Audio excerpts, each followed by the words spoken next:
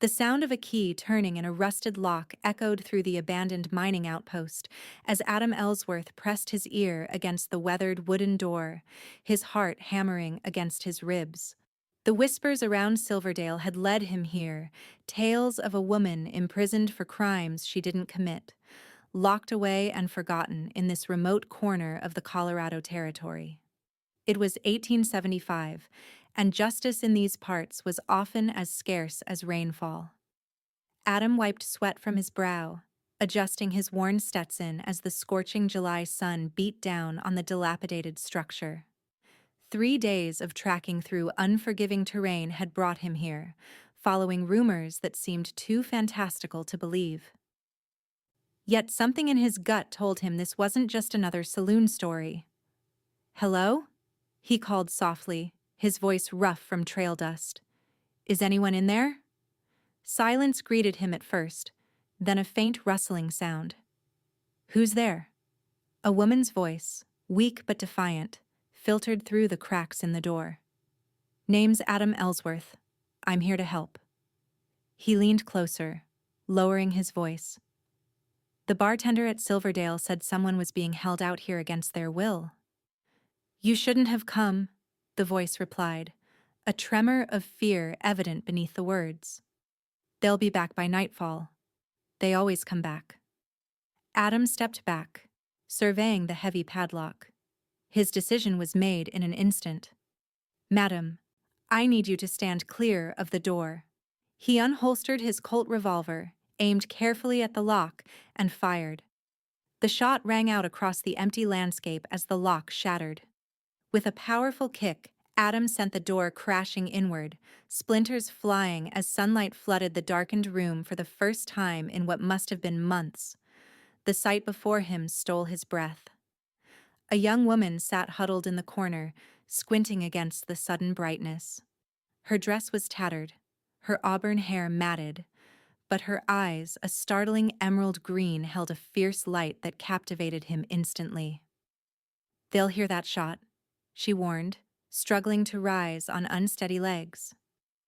Without hesitation, Adam crossed the small room and gathered her into his arms. She weighed almost nothing, like a bird with hollow bones. "What's your name?" he asked, as he carried her through the doorway and into the blazing afternoon sun.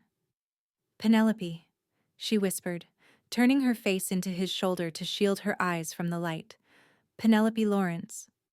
Adam looked down at the woman in his arms, feeling something stir within him that he hadn't felt in all his 30 years. "Well, Miss Lawrence, I reckon it's time someone carried you into the light." Little did Adam know that rescuing Penelope would set in motion events that would forever change the course of both their lives in ways neither could imagine. The men who had imprisoned her wouldn't let her go easily, and the secrets she carried were more dangerous than any outlaw Adam had ever faced. As he carefully placed her on his horse, Adam noticed the bruises on her wrists, and a deep anger settled in his chest. "Who did this to you?" Penelope's eyes darted nervously to the horizon. "Vernon Hale and his men. They think I know where the gold is." "What gold?" "My father's mine. Before he died, he told me something. Something they want." She gripped his arm with surprising strength. "We need to leave. Now." Adam swung himself up behind her, one arm securely around her waist. "Hold on, Miss Lawrence. I know a place they won't find us." As they rode away from the mining outpost, Adam couldn't shake the feeling that his life had irreversibly changed the moment he'd broken down that door. Little did he realize that in saving Penelope Lawrence, he'd also found the one thing he hadn't known he was searching for. The sun was beginning its descent behind the jagged mountains when Adam guided his horse into a hidden canyon. Penelope had been silent for most of the journey, occasionally shivering despite the warm air. He'd draped his jacket around her shoulders, trying not to notice how perfectly she fit against him. "Just a little further," he assured her as they followed a narrow stream deeper into the canyon. "My friend Patrick has a cabin here. It's not much, but it's safe." "How do you know I'm not dangerous?" Penelope asked suddenly, her voice stronger than before. "You don't know anything about me. Adam chuckled, the sound rumbling through his chest. Madam, I've spent 8 years riding with the Texas Rangers before coming up to these parts. I like to think I can tell the difference between someone who's dangerous and someone who's in danger. The cabin appeared as they rounded a bend, a simple structure built against the canyon wall, nearly invisible unless you knew where to look. Patrick O'Malley, an Irish immigrant who'd fought in the Civil War before heading west, had built it as a refuge from a world he no longer understood. He'd passed away last winter, leaving the key with Adam, the only friend he'd trusted. Adam helped Penelope down from the horse, steadying her when her legs threatened to give way. "When's the last time you ate a proper meal?" She considered the question, brushing tangled hair from her face. "What month is it?" "July." "Then it's been about 3 months," she replied matter-of-factly. Adam's jaw tightened as he unlocked the cabin door. "That ends today." The interior was simple but clean: a table with 2 chairs, a small stove, a narrow bed in the corner, and shelves stocked with basic provisions. Patrick had been nothing if not prepared. "You can wash up first," Adam said, gesturing to a screen in the corner that hid a wash basin. "I'll see about food." While Penelope cleaned up, Adam stoked a fire in the stove and began preparing a simple meal of beans, dried beef, and cornbread from the supplies in the cabin. He tried not to think about the woman behind the screen, focusing instead on what their next move should be. Vernon Hale was known throughout the territory as a businessman with questionable methods but powerful friends. Taking on someone like that would require more than just a steady aim. When Penelope emerged from behind the screen, Adam nearly dropped the pan he was holding. She'd washed her face and combed her hair with her fingers, and even in her tattered dress, she was striking. Her high cheekbones and delicate features spoke of refinement, but there was a hardness in her eyes that told of difficult experiences. "That smells wonderful," she said, offering a tentative smile. Adam gestured to the table. "It's not fancy, but it'll fill your belly." They ate in silence at first, Penelope clearly restraining herself from devouring the food too quickly. When she'd taken the edge off her hunger, she looked up at Adam. "Why did you come for me?"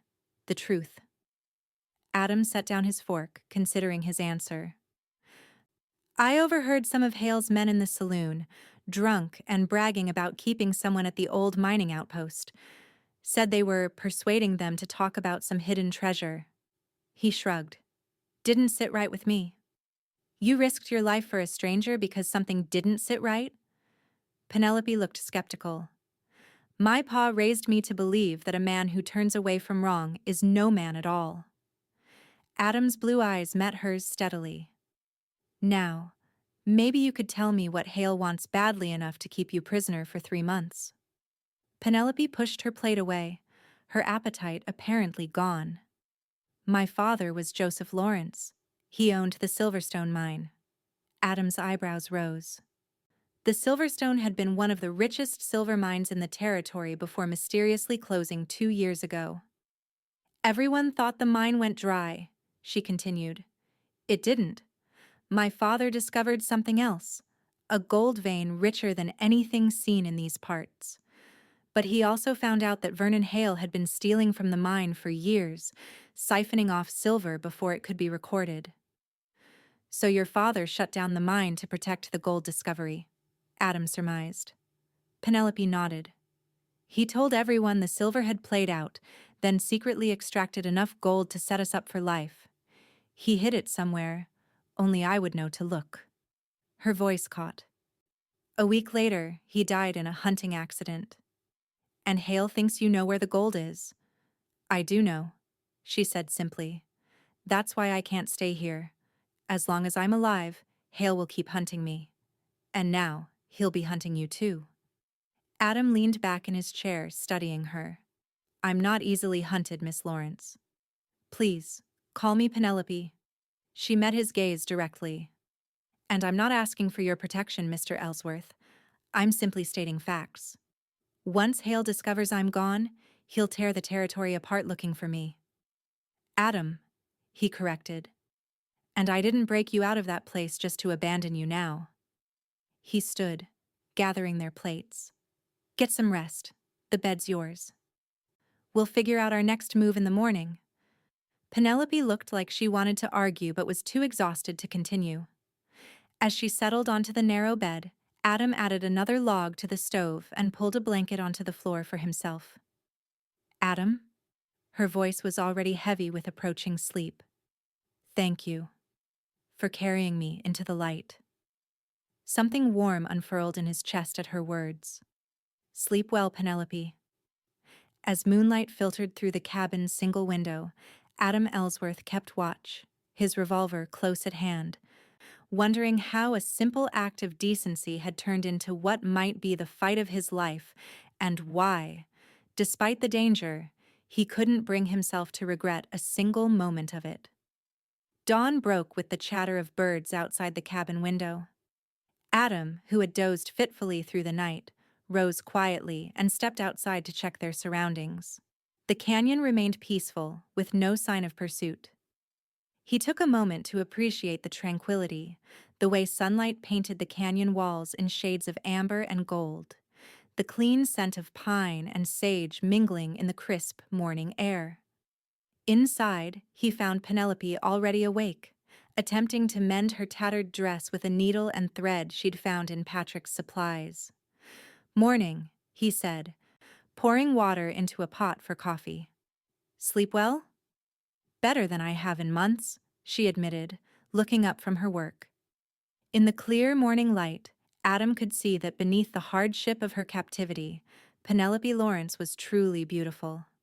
Her auburn hair, now cleaner and somewhat tamed, caught the sunlight like polished copper, and those remarkable green eyes seemed to shift shades with her thoughts. Good. You needed it. He busied himself with breakfast preparations, aware of her studying him. You're not what I expected, she said finally. Adam raised an eyebrow. What did you expect? From the stories, Texas Rangers are hard men. Unforgiving. She set her mending aside. You seem different. Rangers come in all types, he replied, cracking eggs into a pan.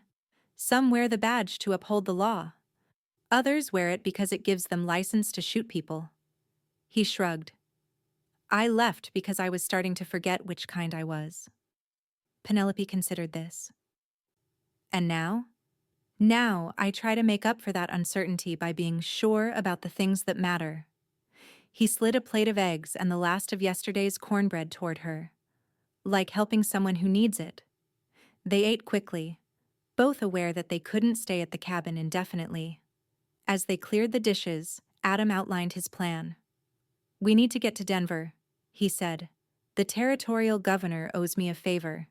If we can prove Hale's involvement in your father's death and the theft from the mine, he'll face justice. Penelope shook her head. We'd need evidence. Everything my father had was in our house in Silverdale, which Hale took over after my disappearance. Then that's where we start. Adam began gathering supplies, packing them efficiently into saddlebags. We'll need to be careful. Hale likely has men watching your property. You want to break into my own house? Penelope looked incredulous. Unless you've got a better idea. He handed her a small revolver. Do you know how to use this? She took the weapon, checking it with practiced ease that surprised him. My father taught me. Said a woman alone in mining country needed to protect herself. Smart man. Adam nodded approvingly. We'll leave in an hour. It's a day's ride to Silverdale if we push hard. As they prepared to depart, Penelope suddenly touched his arm. Why are you really helping me, Adam? This goes beyond a simple rescue now. Adam paused, looking down at her hand on his sleeve. Maybe I've spent too long drifting without purpose. Or maybe. He met her gaze directly. Maybe sometimes a person just knows when something's worth fighting for. A flush colored her cheeks, and she withdrew her hand. Well, I'm grateful, whatever your reasons. They set out as the morning mist was burning off. Adam riding with Penelope behind him, The canyon trail was steep and narrow, requiring careful navigation, but once they reached open country, they made good time. As they rode, Adam learned more about Penelope Lawrence. She was 23, educated at a boarding school in Boston before returning to Colorado when her mother died 5 years ago. She spoke of her father with deep affection, a self-made man who treated his miners fairly and believed in honest work for honest pay. "He would have liked you," she told Adam as they paused to rest the horse. "He always said character shows in how a person treats those who can offer nothing in return." Adam, unused to personal conversation, found himself sharing parts of his own story in return his childhood on a small ranch in Texas, losing his parents to fever when he was 16, joining the Rangers at 20 because it seemed the only path available to a young man with a talent for tracking and shooting. "And after the Rangers?" Penelope asked as they continued their journey. "Drifted mostly. Took work where I could find it: ranch hand, stagecoach guard, bounty hunter when times were lean." He adjusted his hat against the afternoon sun. "Nothing that left much of a mark on the world." "You left a mark on my world," she said quietly. "I'd say that counts for something." The simple statement affected Adam more than he cared to admit. He'd spent years moving from place to place, doing what needed doing without forming attachments. Yet somehow, in less than a day, this woman had slipped past defenses he hadn't even realized he'd built. As evening approached, they made camp in a sheltered grove near a small stream. Adam built a fire small enough to avoid drawing attention, but sufficient to ward off the mountain chill. They shared a simple meal of jerky and hardtack, conserving their limited supplies. "We should reach Silverdale by tomorrow afternoon," Adam said, studying the stars appearing overhead. "We'll need to wait for nightfall before approaching your house." Penelope nodded, her face solemn in the firelight. "Adam, there's something I haven't told you." She hesitated, twisting her hands in her lap. "The gold my father hid, it's worth more than just a fortune. It's enough to rebuild the entire town, to create opportunities for families struggling since the mine closed." "Your father hid it for the town?" "For everyone who'd been loyal to him." He had a list: the miners who'd stood by him, the shopkeepers who extended credit during hard times, the widows of men lost in mining accidents. Her voice strengthened with conviction. "He believed wealth was only valuable when it improved lives beyond your own." Adam studied her across the fire, seeing the passion that animated her features. "That's why you didn't tell Hale, even after months of captivity." "It wasn't just my secret to give away," she said simply. "Those people trusted my father. I won't betray that trust." In that moment, Adam Ellsworth realized he was looking at the rarest kind of courage, not the flashy bravery of gunfighters and soldiers, but the quiet, unyielding strength of principle. It humbled him and, if he was honest, stirred something deeper than admiration. As the fire died down to embers, Adam spread his bedroll on one side of the fire, giving Penelope his saddle as a pillow for hers on the opposite side.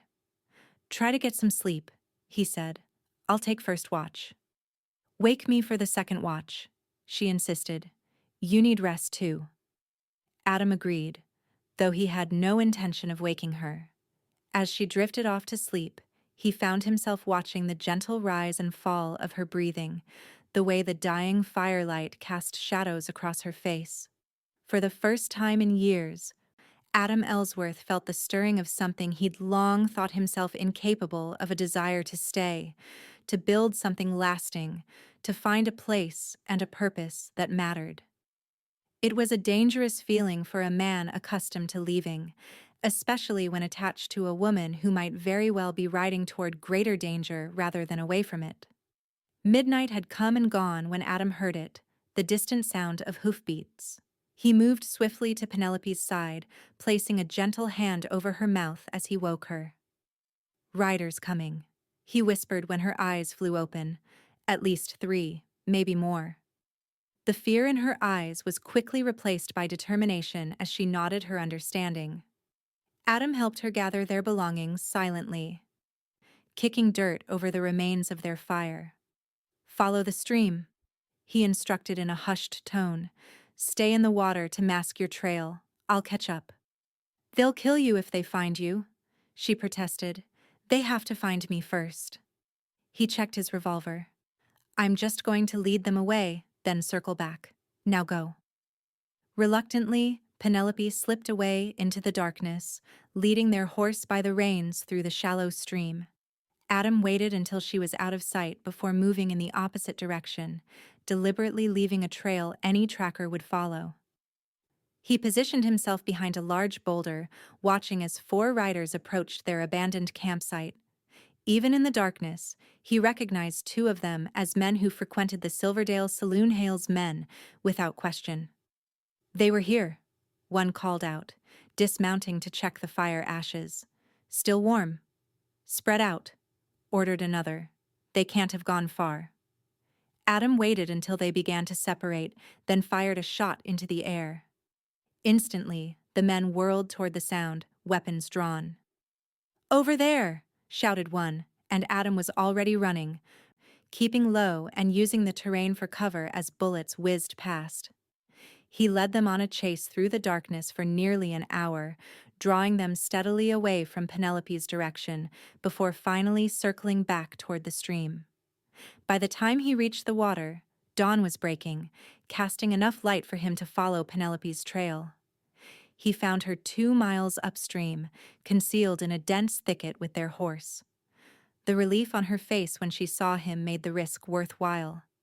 "You're hurt," she said immediately, reaching toward a tear in his shirt where a bullet had grazed his arm. "It's nothing," he assured her, though he didn't pull away when she insisted on examining the wound. Her touch was gentle as she cleaned it with water from her canteen and bound it with a strip torn from her petticoat. "We need to move," Adam said when she'd finished. "They'll figure out they've been led away soon enough." "Silverdale is still 10 miles south," Penelope said, helping him onto the horse before mounting behind him. "There's another way and a miner's trail that comes in behind the church. Fewer eyes there." They rode hard through the morning, stopping only briefly to rest their horse.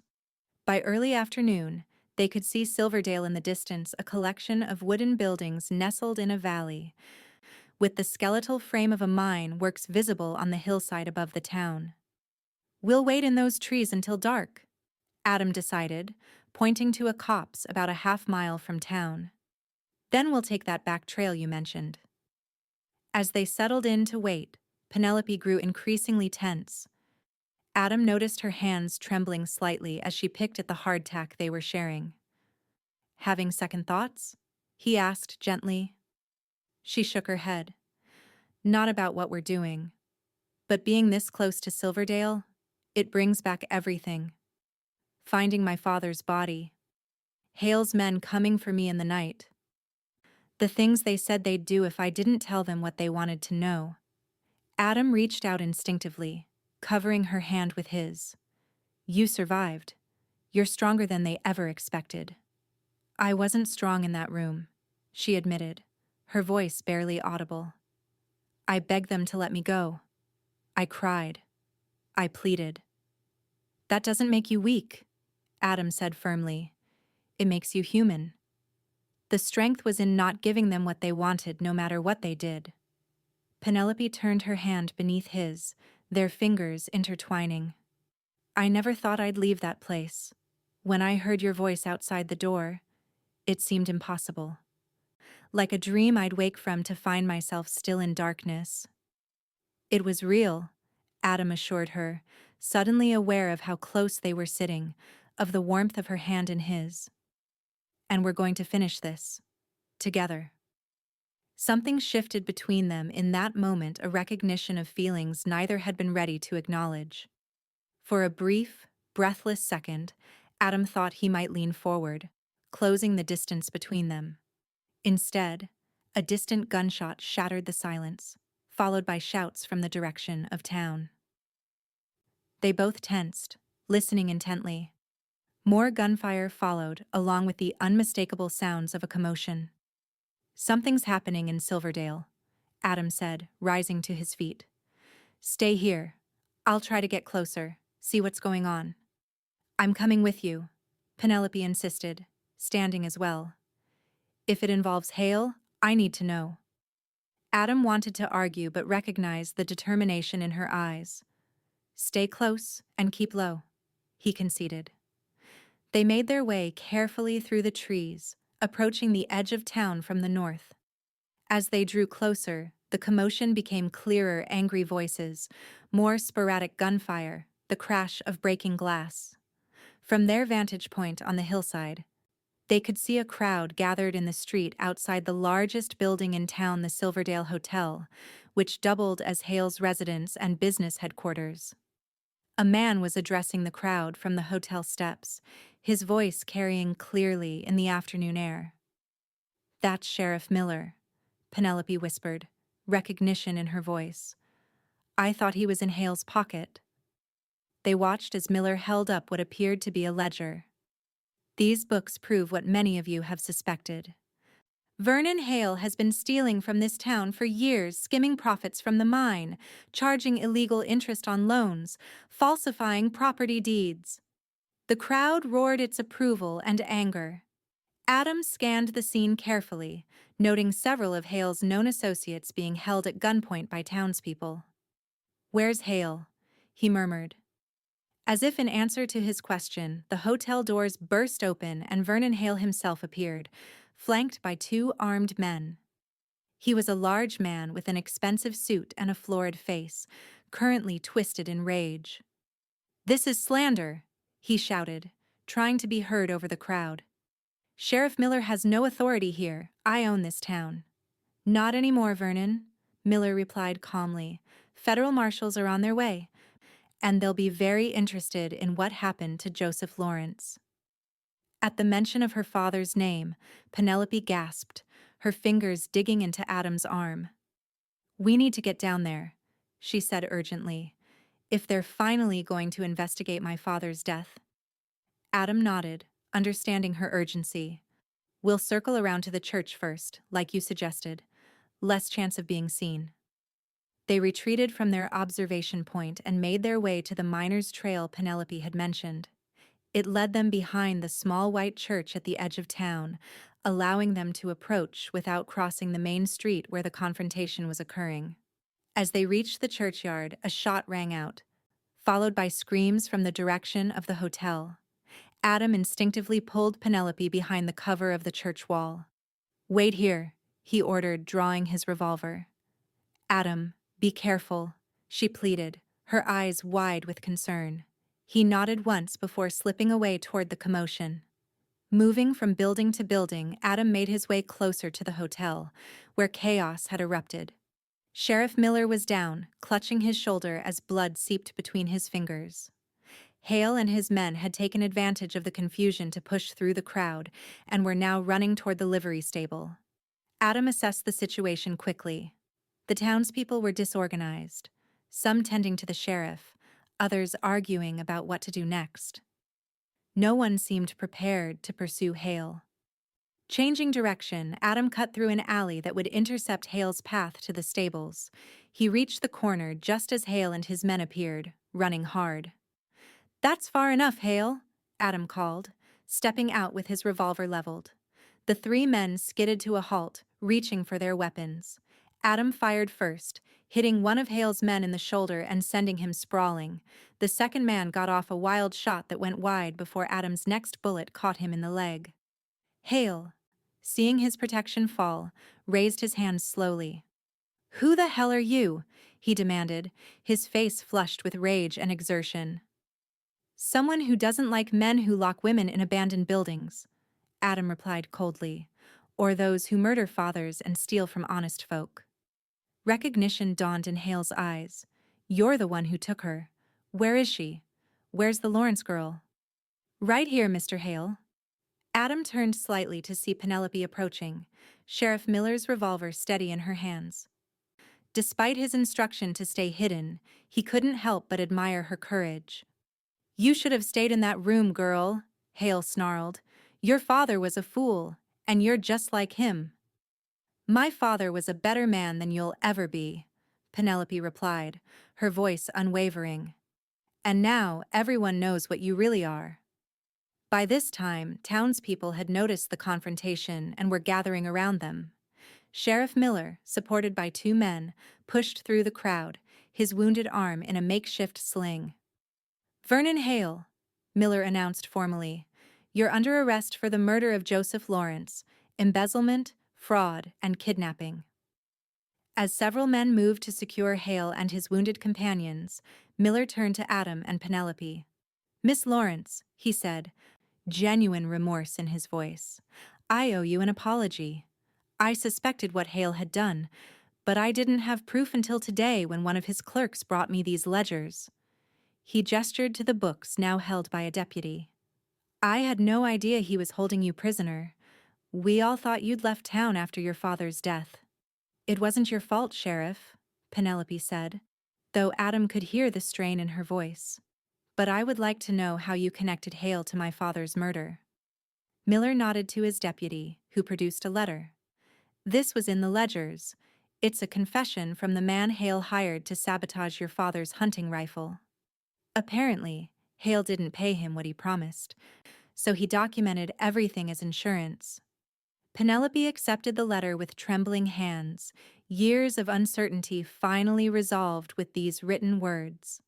Adam moved closer, providing silent support as she read the confirmation of what she'd always suspected. "There will be a proper trial," Miller assured them. "Federal marshals are due tomorrow. With this evidence and your testimony, Hale will hang." As the sheriff organized the transport of the prisoners to the jailhouse, townspeople surrounded Penelope, expressing shock and sympathy at her ordeal. Many had known her since childhood, and their genuine concern seemed to both comfort and overwhelm her.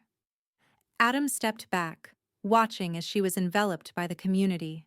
For the first time since he'd rescued her, he felt like an outsider, a drifter who had briefly intersected with her life, but didn't belong in it. These were her people, her home. And with Hale's arrest, she could reclaim her place here. As darkness fell over Silverdale, Penelope finally extricated herself from the well-wishers and found Adam waiting patiently at the edge of the crowd. "They've opened my house," she told him, fatigue evident in her voice. Apparently, Hale never actually lived there, just kept it locked up out of spite. She hesitated, then added softly, "Will you come with me? I don't think I can face it alone tonight." The uncertainty in her request tugged at something deep in Adam's chest. Of course. The Lawrence home stood on a small hill overlooking the town, a handsome two-story structure with a wide porch and large windows. Inside, a layer of dust covered everything, but otherwise, it appeared untouched, since Penelope had last seen it. "It's strange," she said as they moved through the familiar rooms. "I expected to feel more when I came back here, but it's just quiet." Adam understood. After intense experiences, ordinary life often seemed muted, almost unreal. "It'll take time," he said simply. In the kitchen, they found a pantry with some preserved goods still edible. Adam lit the stove while Penelope located candles, bringing warmth and light back to the house that had stood cold and dark for months. They shared a simple meal, both too exhausted for much conversation. Afterward, Penelope showed Adam to a guest room, providing clean linens from a cedar chest. "Thank you," she said, pausing in the doorway. "Not just for today, but for everything. I don't know what would have happened if you hadn't come for me." "You'd have found another way out," Adam replied with certainty. "You're stronger than you know." Penelope Lawrence. A small smile touched her lips. "Perhaps, but I'm glad it was you who broke down that door." She hesitated, as if wanting to say more, then simply added, "Good night, Adam." "Good night," he responded, watching as she disappeared down the hallway to her own room. Alone, Adam sat on the edge of the bed, turning his hat in his hands as he contemplated what tomorrow would bring. With Hale captured and Penelope safely home, his purpose here was fulfilled. The natural course would be to move on, as he always had. Yet as he listened to the quiet sounds of Penelope moving about in her room down the hall, Adam Ellsworth realized with startling clarity that for the first time in his drifting life, the thought of leaving felt wrong.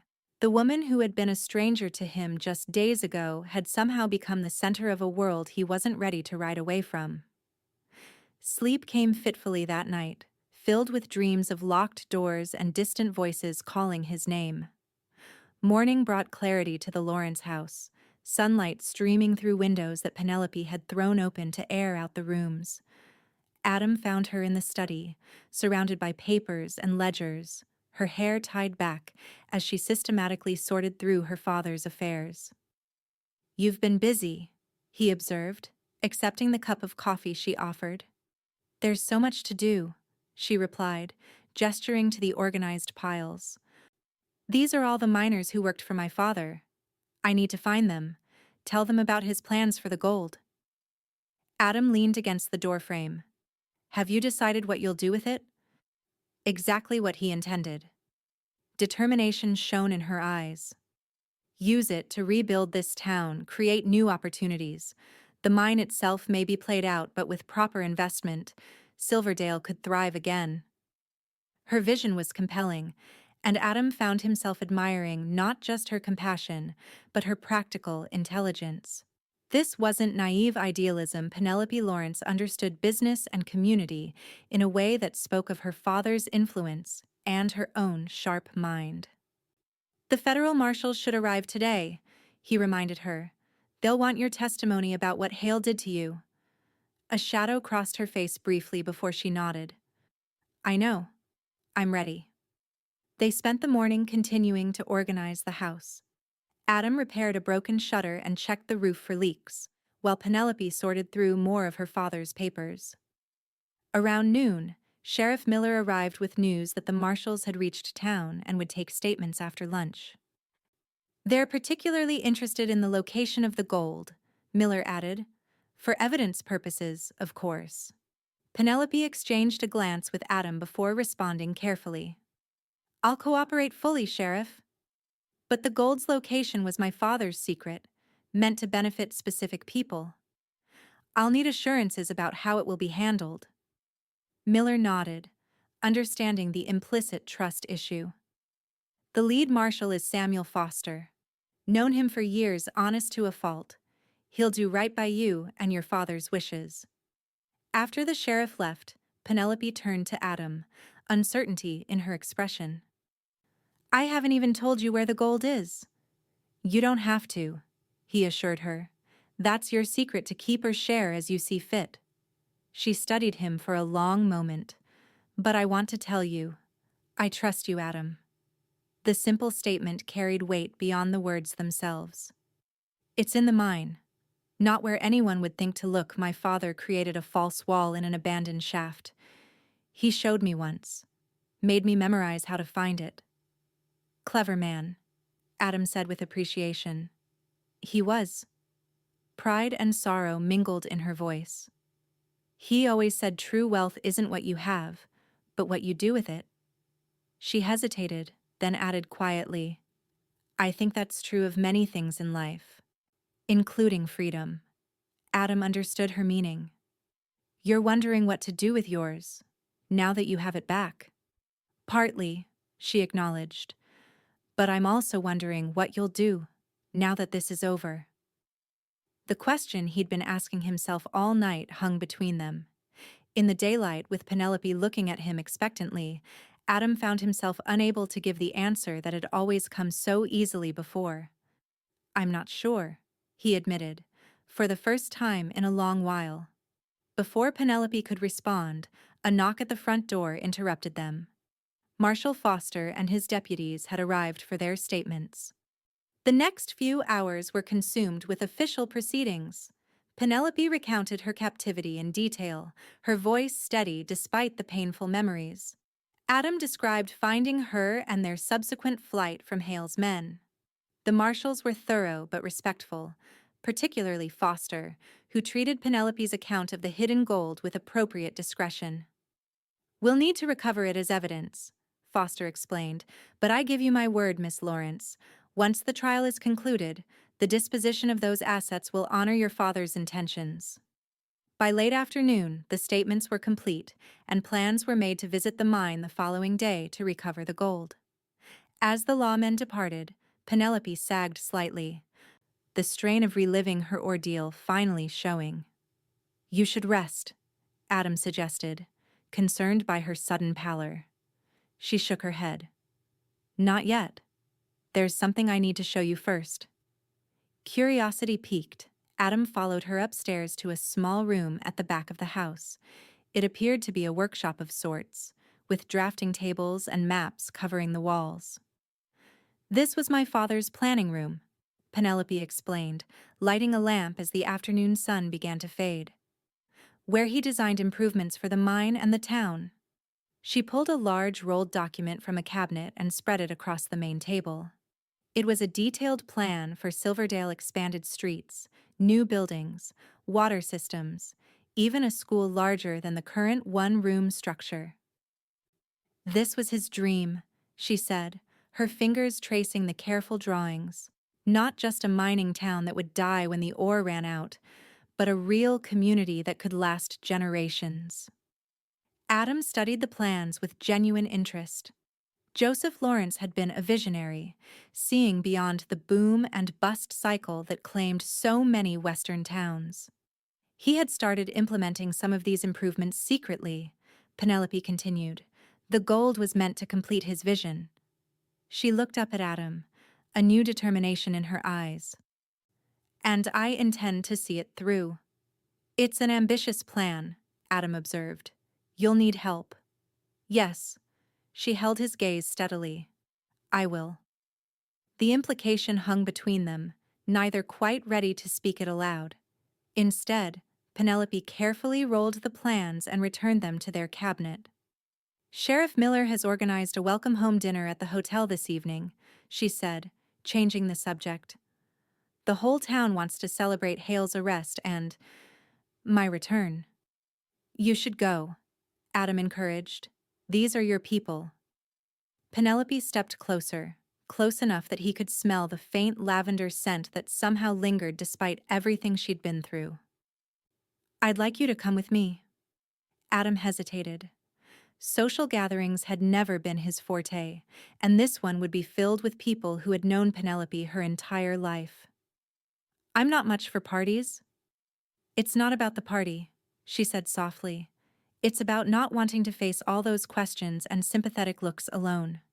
She paused, then added with disarming honesty, "And it's about wanting you there, Adam. With me." Put that way, how could he refuse? "Then I'll be there." The dinner at the Silverdale Hotel was a boisterous affair. With Hale's influence removed, the town seemed to have collectively exhaled, releasing years of tension. People approached Penelope throughout the evening, expressing outrage at her treatment and relief at her safe return. Adam stayed close, a steady presence at her side, intervening when the attention became overwhelming. Sheriff Miller made a formal toast, acknowledging Penelope's courage and her father's legacy. "Joseph Lawrence built this town on honest work and fair dealing," he proclaimed. "His daughter has shown she carries those same qualities. Silverdale has a future again, thanks to the Lawrence family." The crowd cheered enthusiastically, raising glasses in Penelope's direction. She acknowledged them with a gracious nod, though Adam could see the emotional toll the evening was taking. As the celebration continued, he gently guided her toward the hotel's side door. "You've done your duty," he murmured. "No one would blame you for wanting some air." Gratitude flashed in her eyes as they slipped outside onto a small balcony overlooking the main street. The night was clear, stars brilliant against the velvet darkness. Below them, lamplight spilled from windows, and the sounds of a town awakening from a long nightmare drifted upward. "Thank you," Penelope said, drawing a deep breath of the cool evening air. It was becoming A bit much. You handled it well, Adam observed. They respect you. They respected my father, she corrected. I still need to earn my own place here. You will. His confidence in her wasn't mere politeness. In the short time he'd known her, Adam had recognized a strength of character that would inevitably command respect. They stood in companionable silence for a while, watching the stars. When Penelope spoke again, her voice was contemplative.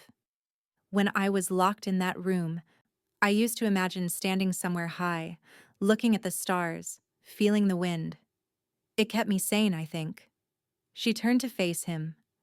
But I never imagined I'd be standing here with someone like you. Someone like me? Adam echoed, curious about her meaning. Someone who would break down a door because it was the right thing to do. Someone who understands what it means to be trapped, even if your prison didn't have walls. Her insight into his restless nature was startlingly accurate. Someone who makes me feel both safer and more alive than I've ever felt. The candor of her words caught him off guard. Adam had spent years keeping people at a distance, yet here was a woman who seemed to see through his carefully constructed barriers with ease. Penelope, he began, not entirely sure what he meant to say. She placed a hand lightly on his arm. You don't need to respond.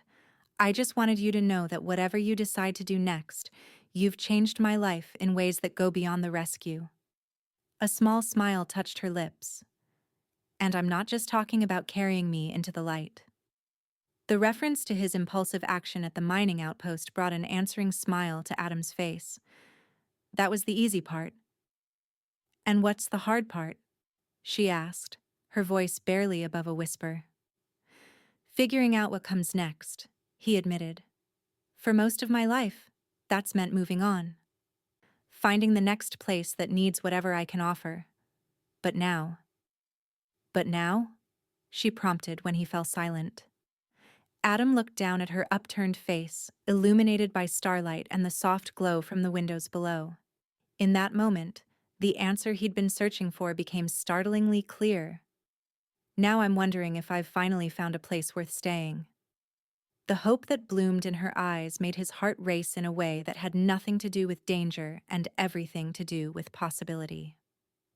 Silverdale could use someone with your skills, she said carefully, especially as we implement my father's plans. There will be security concerns, logistical challenges. Is that the only reason you'd want me to stay? Adam asked, sensing there was more she wasn't saying. Penelope drew a deep breath, as if gathering courage. No, that's the practical reason I could give the town council.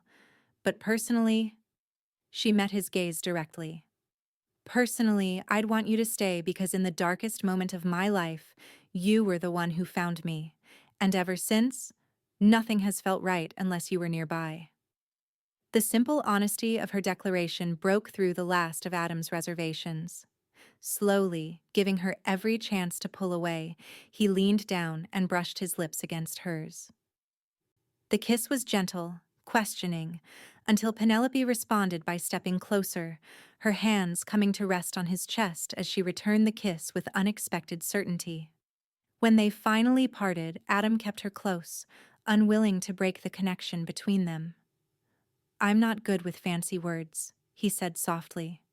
But I think I started falling for you the moment you looked up at me from that dark room, still fighting despite everything they'd done to you. Penelope's laugh was soft and wondering. Not exactly the most romantic first meeting. I don't know, Adam countered, brushing a strand of hair from her face. There's something to be said for a man who breaks down doors and a woman brave enough to walk through them. Their second kiss was deeper, a promise taking shape between them. It wasn't until the hotel door opened, spilling light onto the balcony, that they reluctantly separated. Sheriff Miller stood in the doorway, embarrassment evident as he realized he'd interrupted a private moment. Pardon me, Miss Lawrence, Mr. Ellsworth. Just wanted to let you know the marshals are planning to head up to the mine at first light tomorrow. Thank you, Sheriff, Penelope replied, her composure returning quickly, though a blush still colored her cheeks. "We'll be ready." As Miller retreated, Adam and Penelope exchanged glances that held equal parts amusement and lingering desire. "We should probably return to the house," Penelope suggested, though her tone indicated reluctance. "Tomorrow will be a long day." Adam offered his arm, which she took with a smile that warmed him more thoroughly than any fire ever had. As they made their way back through town, nodding to townspeople who called out greetings, Adam felt an unfamiliar sense of belonging begin to take root. For a man who had spent years drifting, the sensation was both foreign and exhilarating, like the first breath of air after too long underwater. Silverdale wasn't his home. Not yet. But walking beside Penelope Lawrence under the star-filled sky, Adam Ellsworth could finally envision a future where he didn't just pass through places, but became part of one. Dawn broke crisp and clear over Silverdale as Adam and Penelope prepared to lead Marshal Foster and his deputies to the hidden gold. The town was already buzzing with activity, news of the planned expedition having spread quickly the previous evening. "You sure you want to do this today?" Adam asked as they ate a quick breakfast. "No one would blame you for needing more time." Penelope shook her head, determination evident in the set of her shoulders. "The sooner we recover the gold, the sooner my father's vision can move forward. Besides," she added with a small smile, "I've waited long enough to see justice done." They met the lawmen at the base of the mine road, a steep path that wound up the hillside to the Silverstone mine entrance. Sheriff Miller accompanied them, along with 2 trusted deputies. The procession made its way slowly up the incline, the morning sun casting long shadows across the trail. As they approached the mine entrance, Adam noticed Penelope's steps faltering slightly. He moved closer, offering silent support. "I haven't been here since before my father died," she admitted quietly. "It's harder than I expected." Adam understood. Places held memories, both good and painful. "We can still turn back," he offered. "No." She straightened, squaring her shoulders. "This is part of reclaiming what was taken from me. From all of us." The main entrance to the mine had been secured with heavy timber doors after operations ceased. Marshal Foster's men removed the padlock and swung the doors open, revealing a dark tunnel extending into the mountainside. Lanterns were lit, casting flickering light on the supporting timbers and rough-hewn walls. "It's about a quarter-mile to the main shaft," Penelope explained as they entered. "Then we need to take the east tunnel to reach the section my father showed me." The air grew cooler as they ventured deeper into the mountain, the sounds of their footsteps and breathing echoing slightly in the confined space. Adam stayed close to Penelope, watching for any sign of structural weakness in the tunnel. The mine had been well maintained during Joseph Lawrence's operation, but 2 years of abandonment had taken a toll. They reached the main shaft, a large cavern where multiple tunnels converged, with a vertical shaft descending to lower levels. Equipment stood silent and dust-covered, ghostly reminders of the bustling operation that once employed hundreds. "This way," Penelope directed, leading them toward a narrow passage to the right. "The east tunnel narrows considerably ahead. We'll need to proceed single file." As they moved deeper into the mountain, Adam noticed Penelope counting supports, occasionally checking markings on the wall that would be meaningless to anyone who didn't know what to look for. Her father had been clever. The route to the hidden gold was deliberately circuitous, designed to confuse anyone who might stumble upon it. Finally, they reached what appeared to be a dead end, a rock fall blocking the tunnel completely. "Is this it?" Foster asked, eyeing the obstacle with concern. "Not exactly," Penelope replied. She moved to the left wall, running her hands over the rough surface until she found what she was looking for, a nearly invisible seam in the rock. "My father engineered this rockfall deliberately. It's actually a false wall." She pressed against a specific spot, and to everyone's amazement, a section of the rockfall swung inward, revealing a hidden chamber beyond. Lantern light spilled into the space, illuminating stacked wooden crates and several iron strongboxes.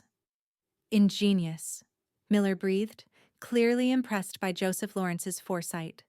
Marshal Foster approached the cache, opening one of the crates to reveal rows of gold bars, each stamped with the Silverstone mine mark. Another contained canvas bags of raw gold nuggets. The strong boxes held documents, deeds, certificates, and ledgers that detailed exactly how Joseph had intended the wealth to be distributed. "It's all here," Penelope said, relief evident in her voice. "Everything exactly as he left it." Foster examined the documentation carefully. "Your father was thorough, Miss Lawrence. These instructions are clear and legally binding. Once the trial concludes, I see no reason why his wishes can't be carried out precisely as written."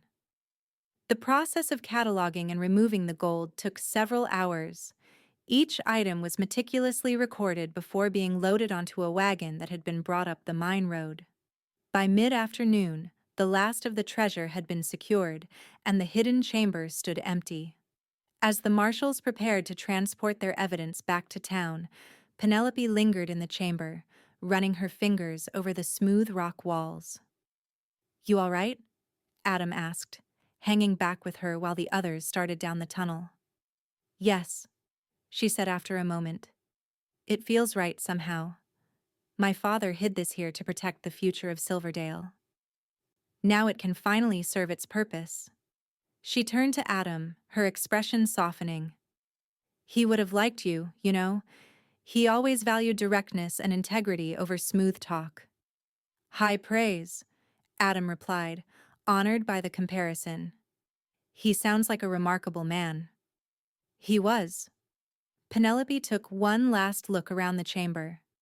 "And now I need to be worthy of what he built." They made their way back through the mine together, emerging into the late afternoon sunlight to find a crowd gathered at the mine entrance. Word had spread about the recovered gold, and townspeople had come to witness its return to Silverdale.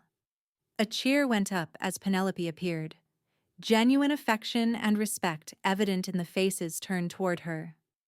Adam stepped slightly back, allowing her this moment of connection with her community. This was her triumph, her homecoming in the fullest sense. That evening, after the gold had been secured in the town bank vault under guard, Penelope and Adam sat on the porch of the Lawrence home, watching as stars appeared in the deepening twilight. "Marshal Foster says the trial will be held in Denver next month," Penelope said, breaking a comfortable silence. "He's confident Hale will be convicted." "With the evidence they have, plus your testimony, it's certain," Adam agreed. "Hale will never threaten you or this town again." Penelope nodded, but her thoughts seemed elsewhere. "Sheriff Miller approached me today. He's forming a town council to oversee Silverdale's rebuilding. He asked if I would serve as chairwoman." "That's fitting," Adam said, genuine pride in his voice. "No one understands your father's vision better than you." "I said I would, on one condition." She turned to face him, her expression serious. "That they also create a position for a town marshal. Someone with experience who could handle security for the rebuilding projects and help establish proper law enforcement as Silverdale grows." Adam stilled, understanding immediately what she was suggesting. "And did the sheriff agree to this condition?" "He did." Her eyes held his steadily. "In fact, he asked if I had someone in mind for the position." "And did you?" Adam asked, his heart beating faster despite his outwardly calm demeanor. "I told him I might," Penelope replied, a hint of uncertainty creeping into her voice for the first time. "That there was someone with Ranger's experience who had already proven his commitment to justice. Someone I trust completely." She hesitated. "But I also told him I hadn't yet asked if this person was interested in staying in Silverdale." The moment stretched between them, heavy with possibility. Adam had never imagined settling in one place, taking on the kind of responsibility Penelope was offering. Yet the thought of riding away from her, from what was growing between them, seemed suddenly impossible. What if he is interested? Adam asked quietly. This person with the ranger's experience. What if he's thinking that Silverdale might be exactly where he belongs? Hope bloomed in Penelope's eyes.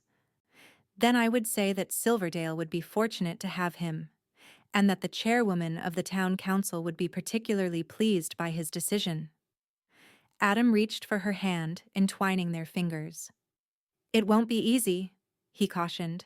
Rebuilding a town never is. There will be challenges, disagreements.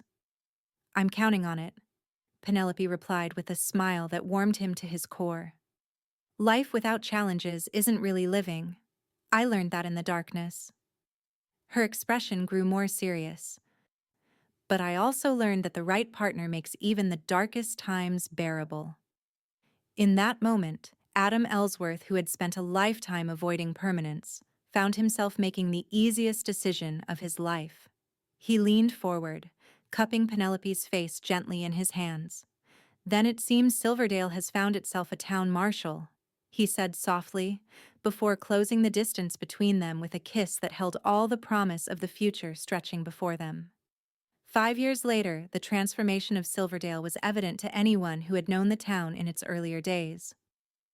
New buildings lined the main street, including a proper schoolhouse, a community hall, and shops that served the growing population. The Silverstone mine remained closed, but other industries had taken root: a sawmill, a furniture factory, even a small printing press that produced the weekly Silverdale Chronicle. At the center of this renaissance stood the Lawrence house, now expanded with a wraparound porch and a garden that bloomed brilliantly in the summer months. On this particular evening, lanterns illuminated the porch as friends gathered to celebrate the 5th anniversary of what townspeople now called Resurrection Day, the day Vernon Hale's corruption was exposed, and Penelope Lawrence returned to lead Silverdale into a new era. Inside, Adam Ellsworth, now officially Adam Ellsworth Lawrence, adjusted his tie in the bedroom mirror, still uncomfortable with formal attire despite years of occasions requiring it. The silver marshal's star pinned to his vest was the one concession to formality he wore without complaint, a symbol of the role he'd embraced and made his own. Need help with that? Penelope asked, entering the room with their 3-year-old daughter, Emily, perched on her hip. Always do, Adam admitted with a rueful smile, turning to face his wife. 5 years had only enhanced Penelope's beauty, adding confidence and contentment to the strength that had first captured his heart. Tonight she wore a deep blue dress that complemented her auburn hair, now arranged in an elegant style that somehow still managed to look effortless. "Papa tie," Emily announced, reaching out with small hands as Penelope brought her closer. "That's right, sweetheart," Adam agreed, bending down to receive a kiss on the cheek from his daughter. "Papa can't tie a proper tie to save his life." Penelope handed Emily to her father while she deftly fixed his neckwear. "Fortunately, your other skills more than make up for this deficiency," she teased, her eyes meeting his with the same warmth that had sustained them through both challenges and triumphs. "Ma!" a voice called from downstairs. "Uncle Thomas is here with the cake." "We'll be right down, Joseph," Penelope called back to their 4-year-old son, named for the grandfather he would never meet, but whose legacy shaped his world. As they descended the stairs, Adam carrying Emily while Penelope straightened Joseph's collar, the sound of voices and laughter filled the house. Sheriff Miller, now retired but still a frequent visitor, was regaling newer residents with stories of the old days. Thomas Fletcher, the town baker who had become a close friend, was setting an elaborate cake on the dining table while his wife arranged flowers around it. The gathering represented everything Silverdale had become: a true community where people supported one another, where differences were respected, and where the future was built on the solid foundation of shared values. Later, after the cake had been cut and the formal toasts made, Adam found himself standing on the porch with Penelope, watching as their children played with the other town children under the watchful eyes of Thomas's teenage daughter.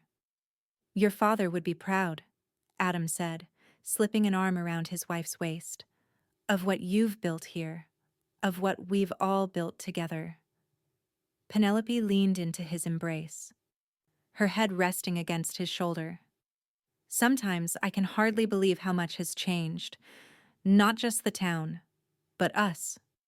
She looked up at him with an expression that still had the power to take his breath away. "Do you ever think about that day? When you broke down that door and carried me out?" "Only every day," Adam replied honestly.